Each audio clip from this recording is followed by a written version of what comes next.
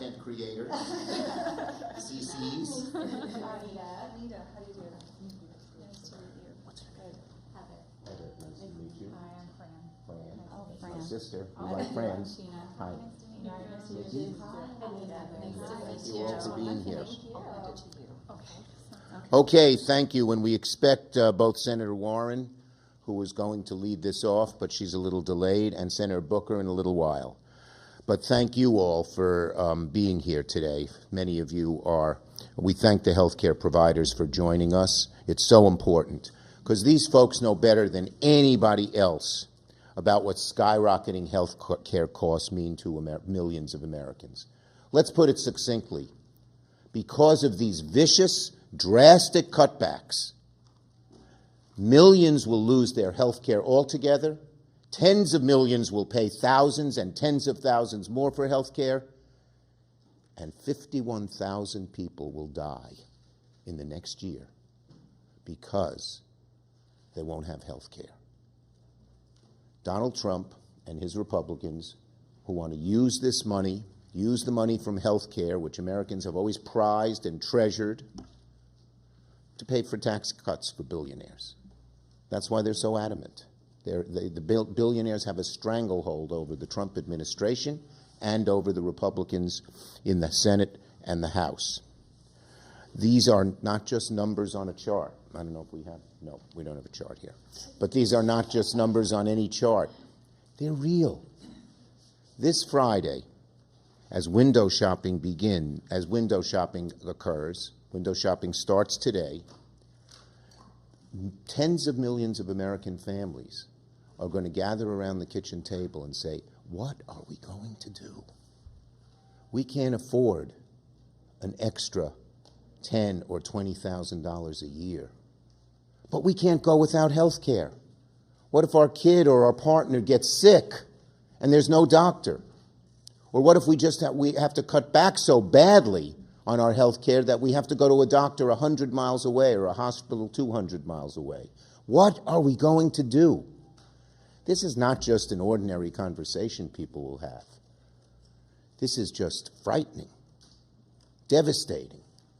It's like you'll walk around with, if people who experience this will walk around with a hole in the pit of their stomachs and say, what are we going to do? And today, we're only 3 days from open enrollment, as you know. Window shopping starts today. People are, for the first time, logging in to see what they're going to pay. And it's going to be devastating. Let me just give you a few little examples. We have them for every... Monica, we have numbers for everybody on the states? We've got 31 states today. Okay, we'll get you that information. In Florida, a 55-year-old couple making $80,000 a year could be looking at a nearly $4,000 a month health care bill, a $50,000 increase. You're making $80,000 a year. It doesn't mean you're poor. But how are you going to pay $50,000? It's half their salary. I've been hearing from New Yorkers from one end of my state to the other. We obviously have a big urban population with many poor people. We have a large rural population. We have the third largest rural population in America. But from one end of the state to the other, we're hearing how frightened people are, how angry people are, how devastated people are about what is happening. In upstate New York, the average family who used to pay $280 a month is now about to pay $1,700 a month. That's a 500% hike. Corey walked in, but I was going to steal his thunder, but he'll talk about it. Healthcare costs in Jersey are up 175%. And this is true in red states and blue states. In fact, it's even worse in red states because they've been so negligent and so cheap about providing Medicaid to people. And let me just say this. America was regarded as almost a third world country when it came to health care in the 1960s because we didn't have Medicare or Medicaid or ACA. And through a lot of hard work and a lot of public pressure, we achieved Medicare and Medicaid, and then we had ACA. But from the very beginning, the Republican Party has tried to tear all of this down. Most recently, in 2017, when I worked with John McCain, and he did his thumbs down, and their desire to repeal ACA failed by a vote. But they're still at it. And that's what they did in their big, ugly betrayal bill. So the costs are outrageous. Americans are going to be finding this out starting today and over again on Saturday. And Republicans are trying the same failed play that they tried before. Get rid of health care for American people. You're on your own. If you can't afford health care, it's your fault. That's the Republican attitude. It's just horrible. And the American people hate it. 55% of Trump voters want the ACA tax credits extended. 55% of Trump voters and about 90% of all Americans. So what's Trump doing? He's busy building his ballroom, dancing in Malaysia, sending $40 billion to Argentina, $300 million for his ballroom, $170 million in luxury jets for Kristi Noem. They have money for that and not for health care? It's a disgrace. And the American people know it. We're here. We're not like the House Republicans who went away on a long vacation. House Republicans are being paid and not working, and federal workers are working and not being paid. It's a disgrace. But we're here. We're ready. Hakeem Jeffries and I are willing to sit down and negotiate a way out of this crisis with the Republican leadership. And the Republicans just keep saying later. To quote Martin Luther King Jr. in his letter in the Birmingham jail, when the Republicans say later, they mean never. And that's why we are pushing now to get this done. Republicans, Speaker Johnson, Trump, you've got to get serious. They're not serious, but we're going to keep holding their feet to the fire because the American people are who we care about. The American people are who we're doing this for. That couple that I mentioned sitting at a table on a Friday night who have a hole in the pit of their stomach because they think they're going to lose all their health care. That's who we're fighting for. And we're not going to rest until we succeed. Senator Booker. Thank you so much, Chuck. So here we are on day 29 of a government shutdown. 10 months in office, Donald Trump in this short period of time his family wealth has increased by the billions. And we're seeing Americans face unprecedented challenges economically. It just underlines the fact that Donald Trump's administration in these 10 months is really marked by chaos, corruption, and cruelty. The cruelty we're seeing in painful ways. Their big, beautiful bill, so-called, has already taken a battle axe and cut almost $1 billion out of feeding programs for Americans. These are working families who already, because of the skyrocketing costs of rent or their mortgage or energy costs, are already dependent upon programs that are being cut by this administration. It is cruelty that now is being compounded by what we're seeing with the end of the ACA subsidies as people are seeing what that means. In my state, New Jerseyans are going to pay over 170% more for their health care.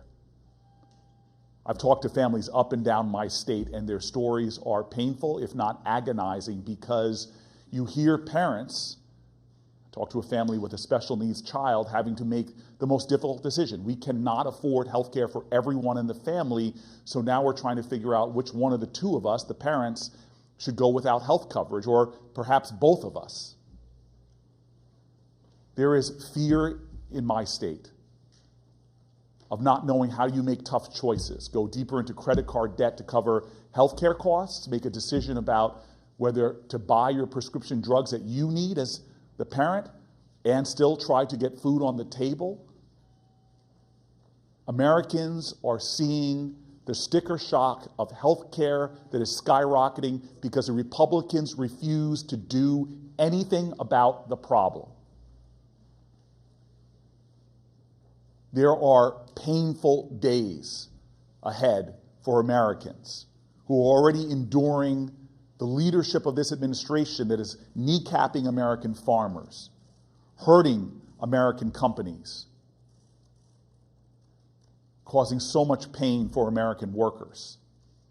As people's energy costs go up, grocery costs go up, and now their health care costs skyrocket. This is an administration that is about corruption, chaos, and cruelty. They should come to the table and negotiate with us. Donald Trump promised to bring people's prices down. He's done the exact opposite. He should come to the table and negotiate with us to help people through this healthcare nightmare that right now will only get worse because the big, beautiful bill is also gutting close to $1 trillion out of Medicaid. This will be the worst healthcare disaster our nation has ever seen, with more people poised to lose health insurance than at any other time. This is a uniquely American problem. The number one reason people go bankrupt in America is still their healthcare costs. This does not happen in Canada, does not happen in England, does not happen in France, does not happen in New Zealand. This is an American problem of the Republicans' making, and we're demanding that they do something about the pain and the hurt that American families are experiencing and the fear as they look at their health care costs going up in my state well over 100%. These are working Americans who expect more from their leadership, and I, for one, will continue to stand with the people of my state who are demanding help at a time that so many are hurting. I'm excited to bring up my colleague, truly someone who understands that you can't lead the people if you don't love the people, Senator Tina Smith. Well, good morning. I think it's still morning, everyone, and thank you so much, Senator Booker. And I want to also particularly thank the folks standing behind me who aren't from Washington, D.C., to tell us about what people are really talking about. And you know, I think that for most Americans, healthcare isn't about politics. It's personal. Is your family healthy? Are your children healthy? Can you get in to see the doctors and the providers that you want? Can you afford to get the care that you need? And I think it is also true that most people in this country would agree that our healthcare system is broken. It takes too long to get what you need, it costs too much, and it might not even be there when you need it. And so this summer, when Donald Trump and Republicans passed their so-called one big beautiful bill, what did they do? They made this worse, not better. They kicked millions of people off of their health insurance, and they made everything more expensive just when Americans are struggling to figure out how to afford their lives. And in fact, what they did do is they found trillions of dollars to give huge tax breaks to big corporations and billionaires. But what didn't they do? They couldn't find the money to extend the ACA tax credit so that people can afford their health insurance. Plenty of money to give huge tax breaks for billionaires, but not enough money to help regular people afford their health insurance. And now here we are. We're just a few days away from November 1st, where millions of Americans are going to see their health insurance premiums double or triple. And I can tell you, in Minnesota, this is what people are seeing and feeling. This is what it looks like for people in my home state. I have talked to providers in Minnesota who know they have patients, who need health care for chronic conditions, who are faced with either dropping their health insurance or somehow figuring out how to literally skip going to the grocery store so they can afford their premiums. I've talked to a young woman who works for a nonprofit child care provider, and she is going to drop her health insurance because she can't afford it. She doesn't have health insurance through her work. And what does this mean? It means she's going to postpone starting her own family. We are nearly 30 days into this shutdown, and Republicans and Donald Trump are keeping the federal government shut down rather than working with Democrats to try to figure out how to solve this problem. And I can tell you, Minnesotans are not happy about this. Farmers and ranchers, small businesses who rely on the health insurance exchange to buy their insurance, they are struggling to make a profit right now, and Donald Trump and Republicans are making it worse by raising the cost of their health insurance to levels that they cannot afford. And I can tell you it is particularly rubbing salt in their wounds to see that at the same time Trump is sending $20 billion to Argentina to bail out Argentina and to bail out the wealthy Wall Street fund managers who are going to benefit from this bailout, but he refuses to help people afford their health insurance. So let me just be clear. Republicans are refusing to negotiate with us. They just keep doing the same damn thing over and over again and demand that we vote for their so-called clean CR, but there is nothing clean about a CR that raises healthcare costs for people so exorbitantly. It's bad for America, it's bad for Minnesota, and I'm not going to help them do it. The best time to fix this was weeks ago, but the next best time is right now. And we can do better than say to America that you have two choices. One choice is skyrocketing health insurance premiums, or the other choice is decimating the nutrition programs that help people put groceries on the table. That is not a real choice. That is not the choice that I will accept. We can do better than that. Now, behind me, we have some incredible folks who can tell you what they're seeing and hearing out in the country. And I'm excited to introduce to you Dr. Fran Patel. Hi there. My name's Dr. Francesca Haydanek, and I'm an OBGYN working in Western New York. I spend my days and many of my nights taking care of high-risk patients who rely heavily on government assistance to receive care to survive their pregnancies. I'm often told in real life and online, where I educate about obstetrics and gynecology, that I, as a doctor, should not be political. But healthcare is political, and our current government shutdown reflects just how vital a functioning healthcare system is to our country. If healthcare insurance subsidies aren't renewed, families could see their insurance double or even triple next year. And for many of my patients, many who are mothers who already struggle to make ends meet, that means making the choice. Do they pay for health insurance, or do they pay for food and rent? And when my patients have to make that decision, which they already do daily, I see the fallout every single day. My non-pregnant patients are unable to see their primary care physicians prior to their pregnancies, which means they enter pregnancy as a high-risk pregnancy because they couldn't get their diabetes and hypertension controlled prior to becoming pregnant. I see women skipping prenatal visits because they can no longer afford the gas to come to my clinic, and I see mothers delaying care until their third trimester because they've lost their health insurance. I see patients rationing their insulin, skipping blood pressure checks, or showing up in labor with no records, no labs, no care, and no idea how dangerous that their situation could be. Because in my world, those delays are deadly. When a woman can't afford care, preeclampsia goes undiagnosed. I, as an OBGYN, have seen what an eclamptic seizure and subsequent stroke can do to the brain.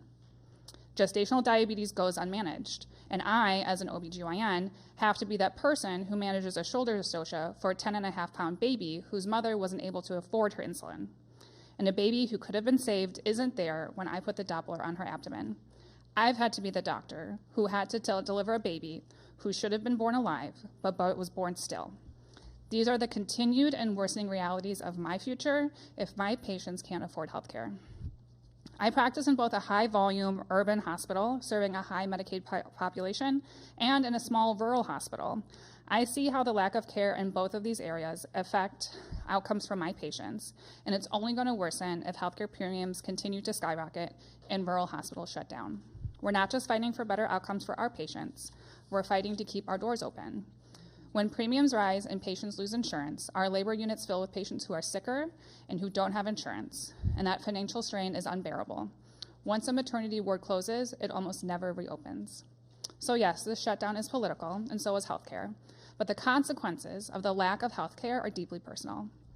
Every mother deserves to walk into a delivery room without fear of losing everything, her home, her health insurance coverage, or her life, just because she dared to have a baby in America.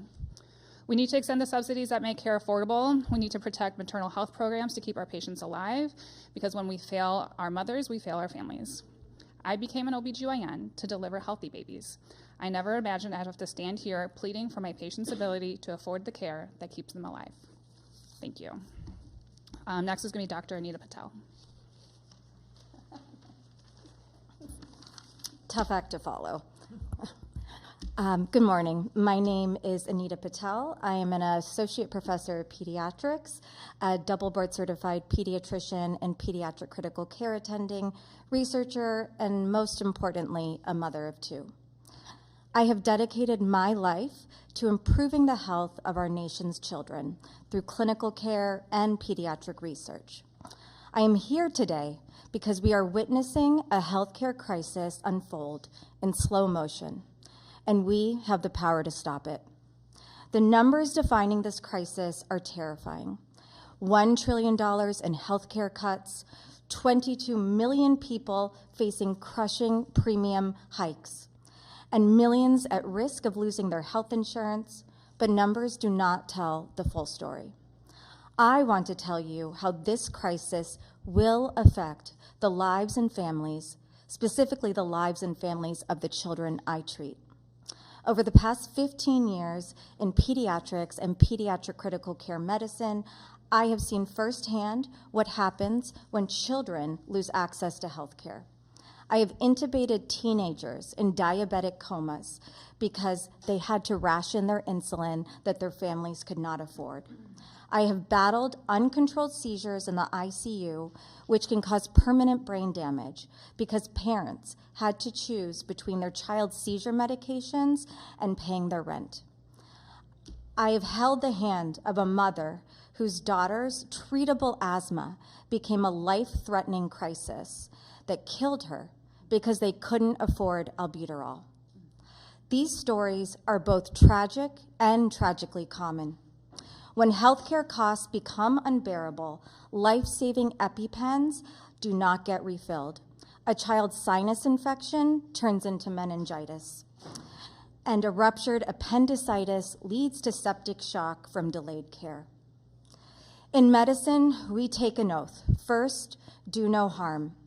Right now, inaction is causing harm, and the children I have dedicated my life to protecting will bear the consequences. Every day I go to work, I see the absolute best of what our healthcare system can do. I see brilliant doctors and nurses performing miracles. I see children who survive against impossible odds.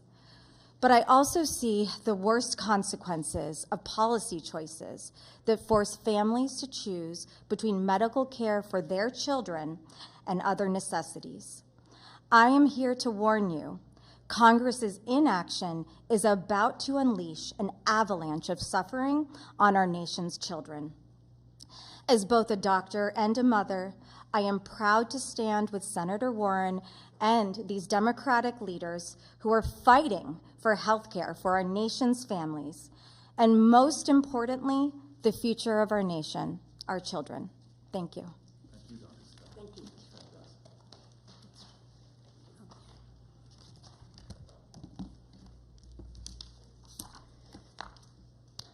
Hi, I'm Heather Irabunda. I am a OBGYN, and I come to you as a person who provides reproductive health care in a working class community in the Bronx to ask, why are we trying to worsen our healthcare crisis? Unfortunately for my patients, they already face so many challenges to survive. There's a food pantry I pass on my way to work, which I have watched the lines get longer and longer for over the past few years, but over the past few weeks, it's been worse.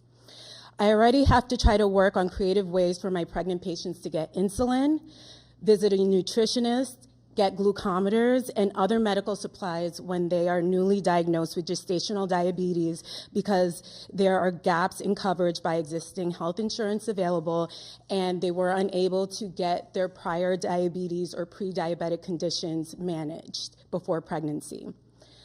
I already have to provide some of my pregnant patients their first meals of the day in my hospital at 3 p.m. when these folks get brought in by ambulance because they passed out on their way to work. On behalf of my patients who rely on Medicaid to receive their care, I ask that we make sure to keep access to affordable health care for them. These are the folks who keep my city, New York City, alive and well. And it's already really, really hard for them to afford health care and food and housing and transportation. A lot of times my patients can't come to their prenatal appointments because they can't afford the $2.90 to take the bus or the train. Let's not make it harder for them. These folks are my neighbors, they're my friends, they're our friends, and they're valued members of our communities. Thank you.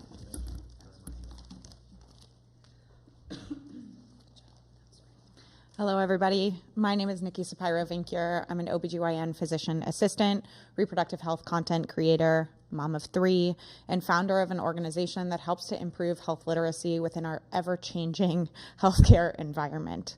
And these days I wear a lot of hats. All of us are forced to wear so many hats. And when I was preparing these remarks, I thought to myself, what hat do I wear in this moment?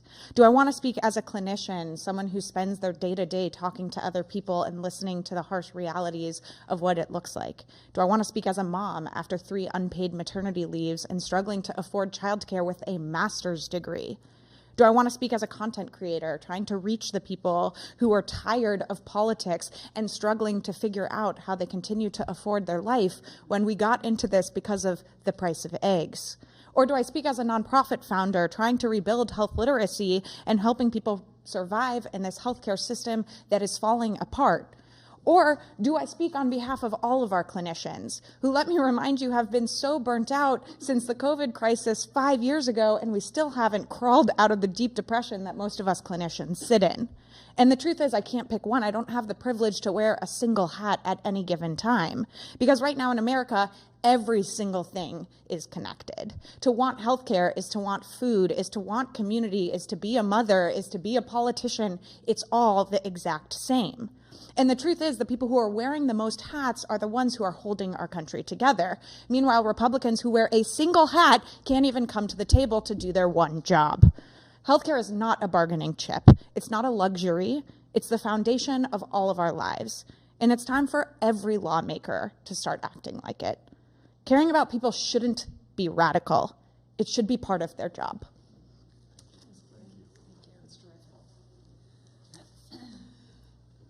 We're in the middle of a healthcare emergency, and it is an honor to be here today with clinicians who are on the front lines in dealing with this crisis. It is an honor and it is a responsibility. We are here trying to protect access to healthcare for 15 million Americans. We are here to try to keep our healthcare system at least a little bit affordable for millions more people. And where is Donald Trump and the Republicans? They would rather shut down the government than have to address this healthcare crisis and try to make healthcare more affordable for Americans. Look, I'm not going to defend our current healthcare system. I'm not going to defend a system that makes it so challenging for so many people to get the healthcare that they need. But this is what I know for damn sure. Donald Trump and the Republicans are not going to make that system any better. They want to withdraw millions of people from having access to health care. And that is not only going to hurt those people and their families directly, it's going to hurt everyone. Because the consequence of this is to shut down community health centers, is to shut down rural hospitals, is to shut down labor and delivery rooms as a way to try to save money in our hospitals. It's to start to bring the entire healthcare system down. And sure, if you're a billionaire, shoot, you can buy your own hospital. You can get as many people to treat you as needed. You can take care of yourself and your little family. But for everybody else in America, we depend on an interrelated healthcare system. And telling 15 million people that they're going to lose access to their health insurance and their health care coverage, and millions more are going to have to make the decision whether to have health insurance or whether to pay the rent, is going to cause our overall health system to get worse for everyone who is not a billionaire. So Democrats are here because we are fighting back. We show up at the hard fights and we fight for the American people. That's what this shutdown has been about. That's what today is all about. Because Democrats believe that health care should not be reserved just for rich people. Democrats believe that nobody should go bankrupt over a bad medical diagnosis. And Democrats believe that it is our solemn obligation to save access to health care for all people in this country. So I just want to say one more time, Thank you to all of you for the work you do every single day. And thank you for coming here today to tell more people about it and get more people into this fight. And thank you to my colleagues who stay strong in this fight. Democrats are showing up, and we are here to fight for the American people who just want access to get the care they need. I'm done. Thank you. Thank you all for being here. Are we going to answer any questions? We doing any questions? Okay. Okay. All right.